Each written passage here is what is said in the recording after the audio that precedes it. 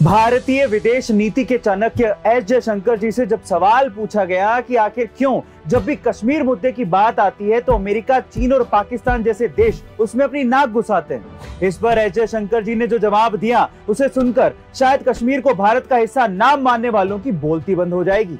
उन्होंने कहा कि कश्मीर हमारा बनाया गया मुद्दा है, ये हम ही लोगों ने आर्टिकल 370 को इतने साल तक जीवित रखा, ये हमारी कमजोरी थी और जब भी कोई बड़ा देश कमजोर होता है तो दुनिया उसका फायदा उठाती है।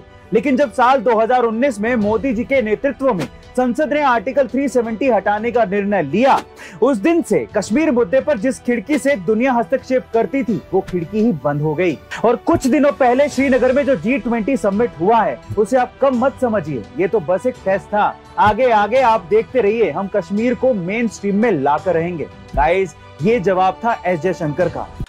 ग्लोबल वार्मिंग जहां पूरी धरती पर विनाशकारी साबित हो रहा है, वहीं कुछ देशों को अब इसमें भी फायदा नजर आ रहा है, जिसमें से चीन सबसे आगे है, क्योंकि चीन हर फायदे में अपनी नाक घुसाता है। दरअसल बढ़ते ग्लोबल वार्मिंग की वजह से आर्कटिक महासागर तेजी से पिघल रहा है, जिसकी वजह से वहां पर एक नया सागरी मार्ग तैयार हो रहा है। और अगर इस मार्ग से आर्कटिक महासागर के आसपास वाले देश व्यापार करने लगते हैं तो इससे उनका 30% फ्यूल और समय बचेगा। यही नहीं, ये एरिया तेल और नैसर्गिक संसाधनों से भरा पड़ा है, जिस पर अब चीन अपनी नजर गड़ाए हुए है। और इसी वजह से चीन ने आर्कटिक महासागर के आसपास ना होने के बावजूद भी खुद को नियर आर्कटिक स्टेट घोषित कर दिया, जबकि ऐसा है नहीं, वो आर्कटिक महासागर के आसपास भी नहीं है।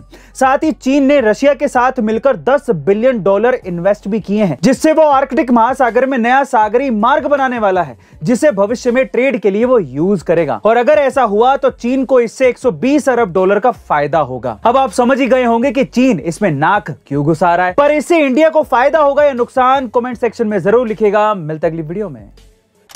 गाइस, अगर आप लोग भी ये सोचते हैं कि डायमंड कोयले से बनता है तो आप लोग शायद गलत हैं। चलो थोड़ा फैक्ट चेक कर लेते हैं। हम ये मानते हैं कि कोयला कार्बन से बनता है और डायमंड भी कार्बन से बनता है, लेकिन इसका मतलब ये कतई नहीं है कि हम लोग ये कह दें कि डायमंड कोयले से बनाया जाता है या बनता है। ऐसा कुछ भी नहीं है। मैं आपको आपकी जानकारी के लिए बता दूं कि जो कोयला होता है वो अर्थ से 2 या 3 किलोमीटर नीचे पाया जाता है और उसके साथ कुछ मेटल की इंप्योरिटीज भी होती हैं। लेकिन डायमंड एक्चुअली अर्थ से 90 किलोमीटर नीचे बनता है, और ये तब बनता है जब कार्बन बहुत ज्यादा टेम्परेचर और प्रेशर पे कंप्रेस हो जाता है ना। ये इंटरेस्टिंग फैक्ट। इसका मतलब ये हुआ कि डायमंड कोयला नहीं है, ये आप लोग ध्यान रखिएगा। ये इंटरेस्टिंग फैक्ट आपको कैसे लगा चैट सेक्शन में लिखना मत भूलिएगा।